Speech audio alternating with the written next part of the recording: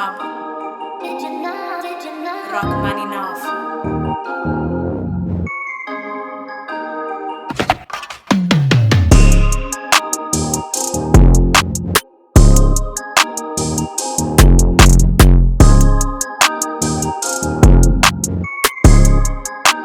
Don Juan, back in the stock room, back with another review. So you can already tell by the thumbnail which shoe we're going to be reviewing today. But I just want to take a short time out, and see, comment down below if you were able to get exclusive access to the Jordan 1 Reimagine ones, the royal blue. Let me know if you went for them, if it's not a shoe you're really checking for, if you waiting to cop something else down at the end of the year. For me, personally, it was a must cop. I don't have the Jordan 1 Royals leather, so for me, this was a must cop. This was on my list for the year, and I absolutely love that it was an easy cop, that I had no problems. I got in 5 minutes late. I was talking to my brother about something, got the notification, and I was like, oh yeah, this is what I've been waiting for all day long. So still was able to get in, cop, went right through, no problem. Sizes were sitting all day long, which is cool. This is how it should be. This is what I'm used to as far as being a sneakerhead growing up from the early days, early on in the late 80s, the early 90s. If you wanted a shoe, you should be able to go in and cop a shoe. You shouldn't have issues, with shoes selling out constantly or having to pay high resale constantly on shoes that you're actually going to wear, because you're actually in the game to wear your shoes, and you're a sneaker collector and a sneakerhead, whatever you want to call it, but you actually, love your shoes and love to wear your shoes. So for me, it was perfect. I don't care if they said I don't go by hype. If I like a shoe, I got some fits that I know that I can pull off with them, I'm gonna cop. So that being said, let's get to why we're here today. We're gonna start off with the box. Let's start off with the box. So for me, I had this shoe. The last time I had the shoe was in 1997 for a personal pair. It was my senior year. And I'll get into a little story time after we review the box before we show the shoe. But this is how I remember the box coming, OG style, just like this. You're gonna get your tan top with your black Nike swoosh on the top of the lid. You're gonna get your red outlines. It could be red or orange. And you're gonna get your Nike branding. For me, I went with a size 10.5. I'm a true size 10, but for certain Jordan silhouettes, I have to go up a half a size. And particularly for these, I always went up a half a size because I actually balled in my Jordan 12s. So we'll get into that. Oh, got your Nike branded on the other side. Black bottom, got your Just Do It. And on the inside, it has engineered and built to the exact specifications of champions, athletes from around the world. On this side. All right, cool. So let's get into the inside. It comes with two set of papers. It comes with this like tan paper here. And then once you open that, it comes with this white paper as well. So you should have two sets of papers in your box. Make sure you check that if you're gonna legit check your shoes. The inside of the box doesn't come with any stamps or stickers. It's just a plain inside box. This is straight from Nike. I hit early on the shock drop, so this is how your shoes should come. All right, cool. Let's get that out the way, and let's get into the kicks. Here they are. Jordan 12 Cherries. Dope shoe.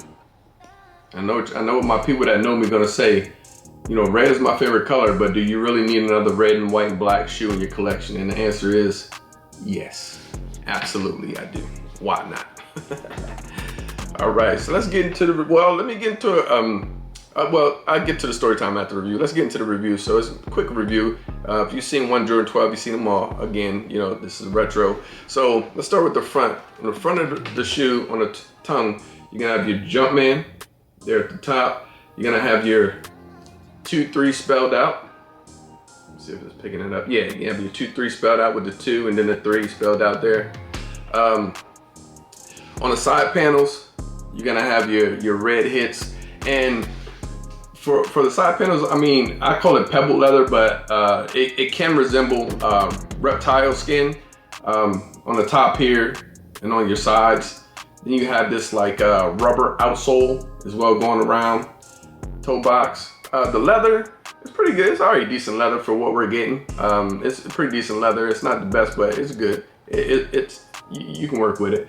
On the side panel, you got your Jumpman on the side here, spelled out. Got your leather upper, which is kind of plush. And you have your metal eyelets, if you can get into that. I don't think it's real metal, but it's supposed to resemble metal eyelets. Your sock liner is black.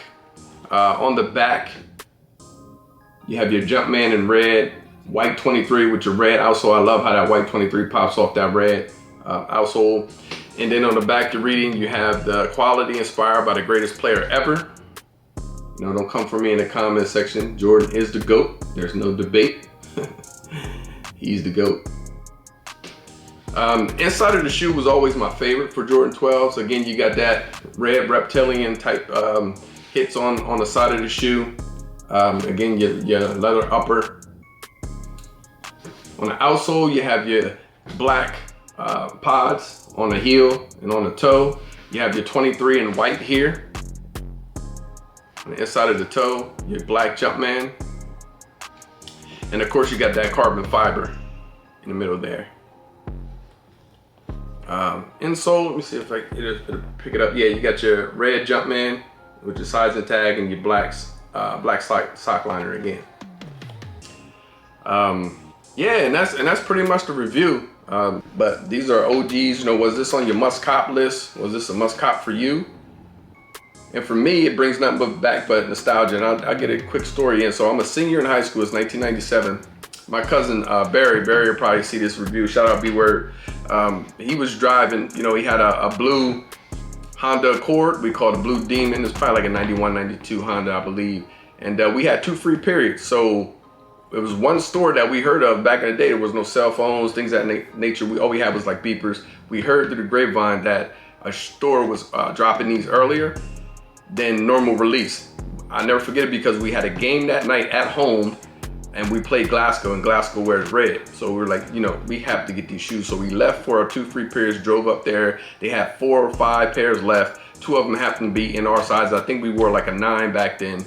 And we copped the shoes, came back. I wore my Taxi 12s to school and I balled in my Taxi 12s. So when we got back to school, I switched them out, put these on, and I'll see if I can post a picture somewhere here or down here of us taking a picture before the game with the with the Cherry 12s on. Got in the game, switched the shoes out, changed our uniform, and I balled in the Taxi. So from a basketball aspect, these are one of the retros that you actually can ball in, and it's a good balling shoe. Like my senior year was one of my best years playing ball, and I wore this my entire senior year. It wasn't these, but it was the Taxi 12s.